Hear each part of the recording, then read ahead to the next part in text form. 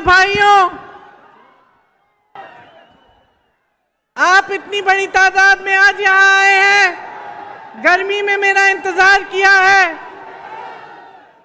और मेरे आने के बाद मेरा स्वागत इतने प्रेम से आपने किया है, इसके लिए मैं आपकी बहुत बहुत आभारी हूँ। श्री माणिकराव ठाकरे जी, श्री रेवंत रेड्डी जी, श्री भट्टी विक्रमार्का जी, श्री उत्तम रेड्डी जी, श्री जीवन रेड्डी जी, श्री जाना रेड्डी जी, श्री हनुमंतराव जी, श्री पोनल्ला लक्ष्मैया जी, मोहम्मद अजहरुद्दीन जी, श्री बलराम नायक जी, श्रीमती रेणुका चौधरी, श्री अली शब्बीर जी, सी तक्का जी,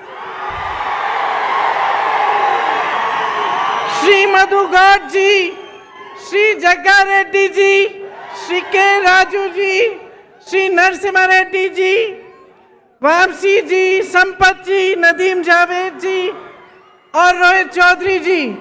यहाँ पर उपस्थित मंच पे सारे कांग्रेस पार्टी के नेतागण, पदाधिकारी और यहाँ पर जितने भी उपस्थित कांग्रेस पार्टी के कार्यकर्ता हैं, आप सबका इस सभा में बहुत बहुत स्वागत। आप तेलंगाना को मां बोलते हैं। ये एक जमीन का टुकड़ा नहीं है आपके लिए, ना एक नक्शे पे बनाई हुई लकीर है। ये आपके लिए वो धरती है जिसे आप मां समान मानते हैं, जिसके लिए आपके दिल में वो श्रद्धा है, वो प्रेम है और वो निष्ठा है जो एक बेटे या एक बेटी की अपने मां के प्रति होती है। शायद आप हट जाएं तो देख पाएंगे। इस धरती के लिए दिख रही हूं।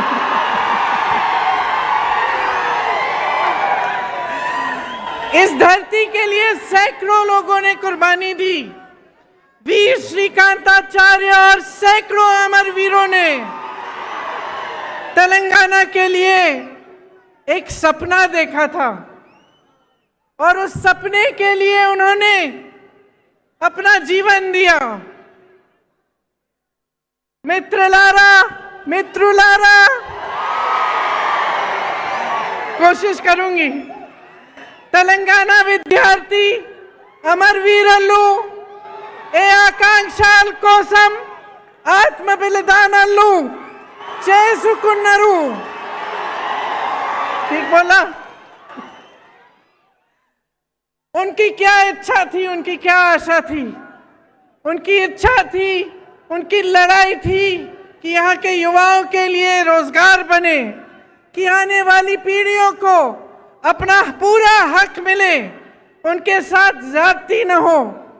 किसानों के लिए उन्होंने ये सपना देखा था कि उनको पानी मिले, फसलों का सही दाम मिले, कर्ज का बोझ न उठाना पड़े। अपनी बहनों के लिए ये सपना देखा था कि पूरी तरह से उन्हें भी अपना हक मिले और सारी सुविधाएं मिले। वारंगल, रेड्डी, नलगोंडा, करीमनगर, महबूबनगर जैसे शहर भी हैदराबाद की तरह विकसित हो, उनका नाम भी पूरी देश दुनिया में मशहूर हो। ये शहीद जिन्होंने तेलंगाना के लिए अपना जीवन दिया, ये चाहते थे कि बाबा साहेब अम्बेडकर, महात्मा फूले जी, कोमरम भीम जी का जो सपना है वो साकार हो। सबको सामाजिक न्याय मिले, सबको समान हक मिले। पूरे तेलंगाना का यही नारा था, नीरू निद्दलू नियमकालू।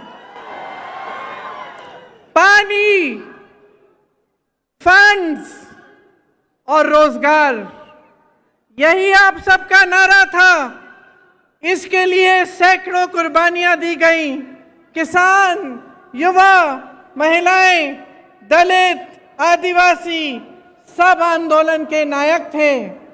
यहाँ की बेटियां इस आंदोलन के नायक थे। ऐसा कोई एक नेता नहीं था जिसने इस आंदोलन को आगे बढ़ाया। ये आपका आंदोलन था। तेलंगाना की धरती के बेटे और बेटियों का आंदोलन था। उन्होंने कुर्बानियां दी, उन्होंने आंदोलन किया और इन कुर्बानियों की वजह से आज हम तेलंगाना प्रदेश में खड़े हैं। आप तो जानते ही होंगे, मेरे परिवार ने भी कई कुर्बानियां दी इस देश के लिए। इंदिरा भी शहीद हुई। मिट्टी के लिए कुर्बान होने का मतलब क्या होता है, ये मैं जानती हूं, मेरा परिवार जानता है और समझता है।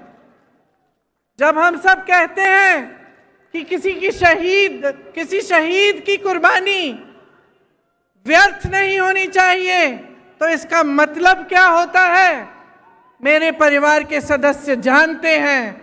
और यहाँ तेलंगाना में एक एक पुरुष, एक एक महिला जानती है, क्योंकि आप में से हजारों लोगों ने यही कुर्बानी दी अपने प्रदेश के लिए और अपने देश के लिए। कुर्बानियां एक विचार के लिए दी जाती हैं।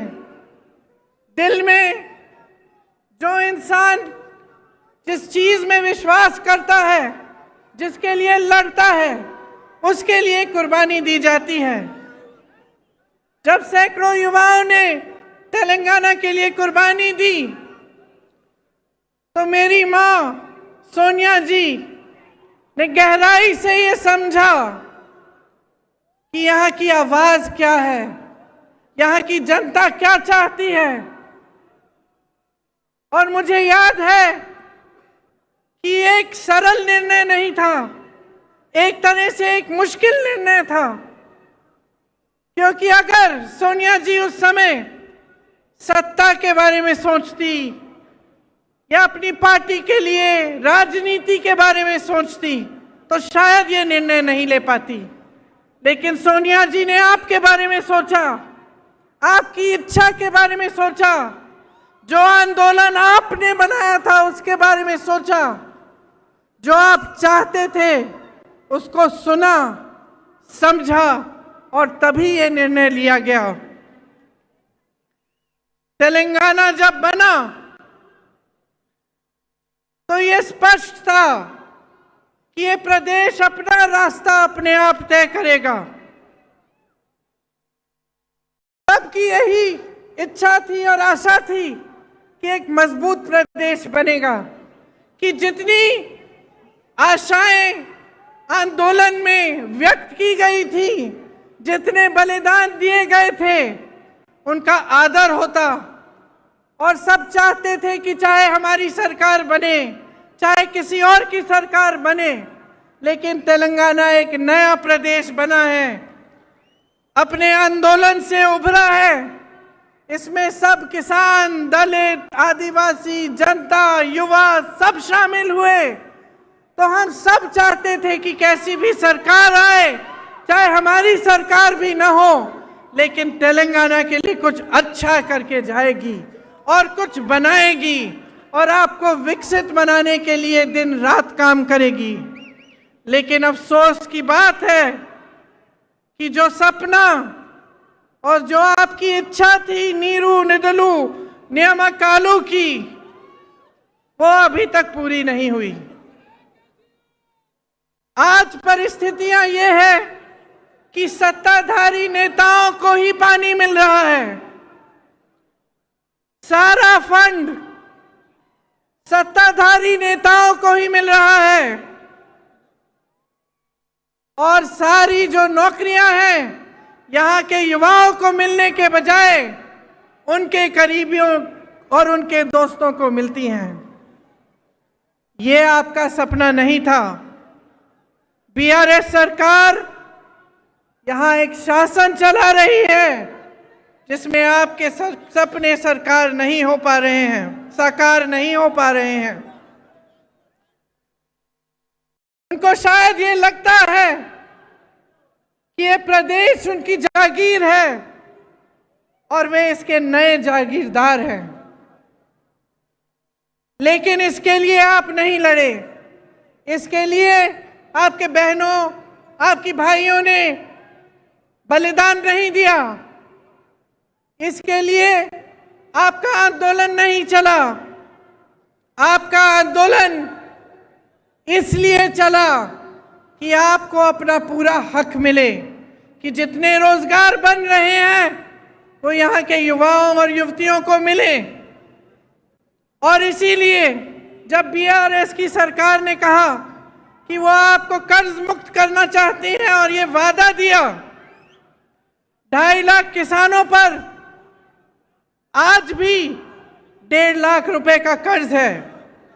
2.5 लाख किसानों पर, एक एक किसान पर कर्ज है और आपको अभी तक कर्ज मुक्त नहीं किया है, अपना वादा पूरा नहीं किया। 8,000 किसानों ने 2014 से लेकर आज तक आत्महत्या कर डाली। रोजाना लगभग 3 किसान आत्महत्या करते हैं। केसीआर जी ने कहा था कि हर घर में एक नौकरी देंगे। मैं आप सबसे पूछना चाहती हूं, आपके घरों में नौकरी मिली कि नहीं? नहीं मिली। नहीं। यहाँ के हाल में यहाँ के 40 लाख युवा बेरोजगार हैं। 2018 में इन्होंने कहा था कि हर महीने 3,000 रुपए बेरोजगारी का भत्ता मिलेगा। आपको मिल रहा है ये भत्ता? अगर भत्ता देते तो एक युवा को आज 1.5 लाख से ज्यादा रुपए मिलते। क्या मिल रहे हैं आपको? क्या मिले आपको?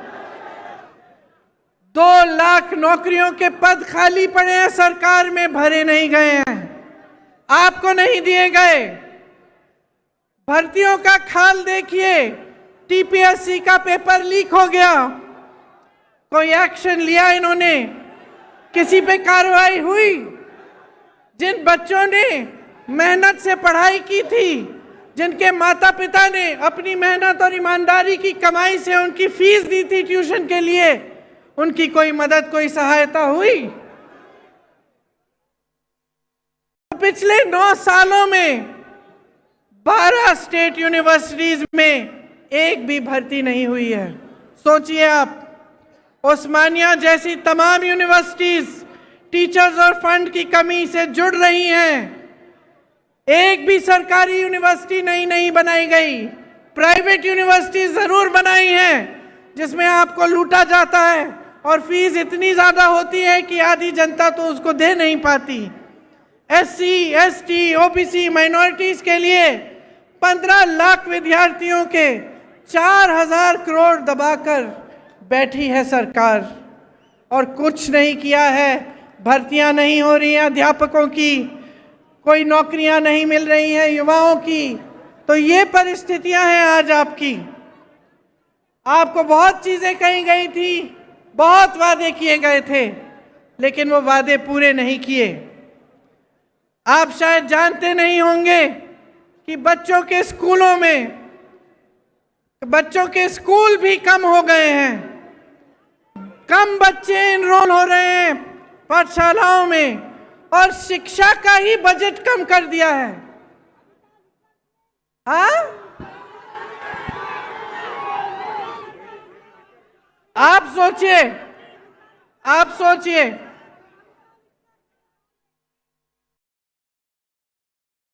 एक एक व्यक्ति पर कहीं ना कहीं से कर्ज है।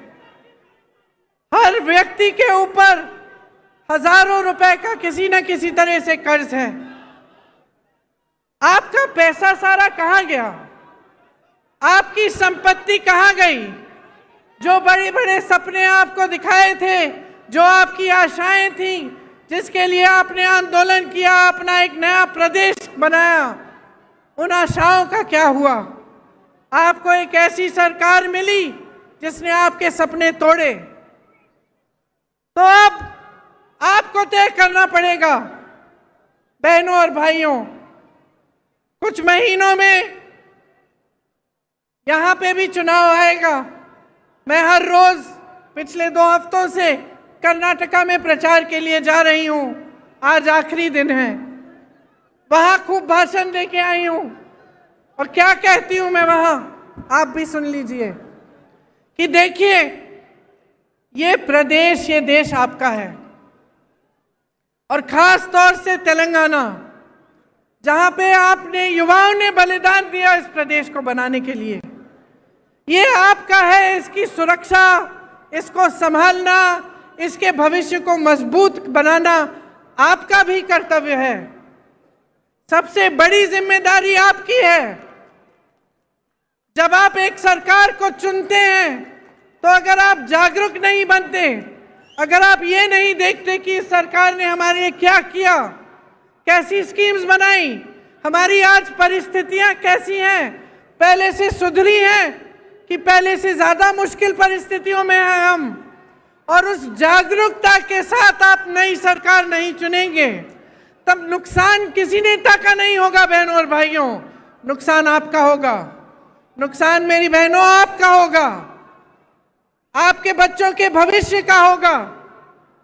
तो ये चीजें बहुत गहराई से आपको समझनी चाहिए। आपने अपना पूरा आंदोलन देखा। आज आप यहां पे जब मुझे कहते हैं कि मैं इंदिरा अम्मा जैसी एक नई इंदिरा अम्मा हूं, ये हल्की बात नहीं है बहनों और भाइयों, ये हल्की बात नहीं है। जब आप ऐसे कहते हैं तो मुझे अपनी जिम्मेदारी का एहसास होता है, क्योंकि आप उस महिला को याद कर रहे हैं जो 40 साल से पहले ही गुजर चुकी हैं, शहीद हो गई देश के लिए 1984 में। आज हम 2023 में हैं, लेकिन आप उनको श्रद्धा के साथ, श्रद्धा पूर्वक, प्रेम के साथ याद कर रहे हैं, और आप अभी भी आशा रख रहे हैं कि उनकी तरह कोई आपकी मदद करे, क्योंकि वो एक ईमानदार नेता थी, अपनी देश के लिए समर्पित थी और आपके भविष्य के लिए समर्पित थी। तो जब आप ऐसा कहते हैं तो मेरे मन में एक बहुत बड़ी जिम्मेदारी का एहसास होता है कि आपके सामने खड़े होकर मैं ना झूठे वादे कर सकती हूँ, ना झूठी बातें बता सकती हूँ, और आपके सामने जब मैं खड़ी होती हूँ तो ईमानदारी से मैं सच बोलना चाहती हूँ, और मैं यही कहना चाहती हूँ जिसमें आपकी भलाई है। इसीलिए आपने सोनिया अम्मा का नाम भी लिया, और आपको मालूम है कि आपके प्रदेश को बनाने में उनकी भूमिका बहुत रही। मैं उनकी बेटी हूँ। यहाँ अगर आपके सामने खड़ी हूँ तो मैं समझती हूँ कि ये निर्णय उन्होंने पूरी जिम्मेदारी से लिया, और वे भी आपके लिए आजीवन समर्पित रही। तो अब आपकी भलाई की बात क्या है? आपकी भलाई की बात यह है कि आप एकदम जागरूक बने। आजकल जैसे राजनीति यहाँ चल रही है पूरे देश में, कि काम कोई नहीं कर रहा है, दूसरों के काम पर अपना नाम डाला जा रहा है। चुनाव के समय आपकी बातों को करने के बजाय दुनिया भर की बातें चल रही हैं। धर्म के नाम पर, जाति के नाम पर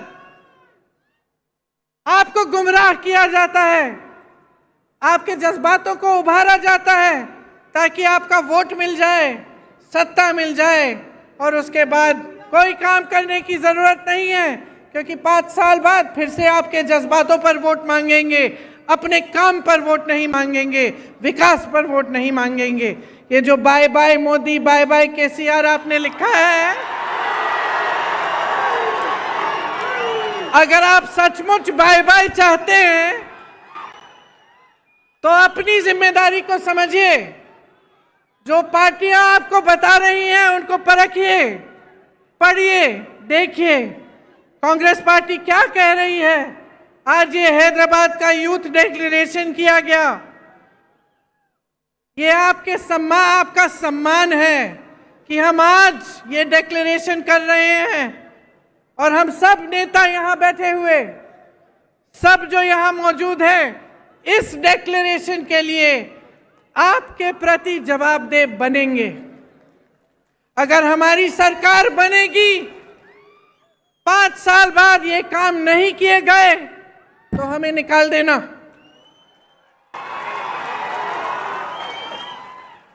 क्योंकि आज अगर हम सब ये इस मंच में बैठे हैं तो आपने बिठाया है, आपने बिठाया है, और इसका एहसास हम सबके दिलों में होना चाहिए। इस यूथ डिक्लेरेशन में ये कहा है हमने कि आंदोलन में शहीद परिवारों के लिए, शहीदों के परिवारों के लिए एक सदस्य को जरूर सरकारी नौकरी मिलेगी। हम ये भी कह रहे हैं कि शहीदों के माता पिता या उनकी पत्नियां को 25,000 रुपए की मासिक पेंशन दी जाएगी।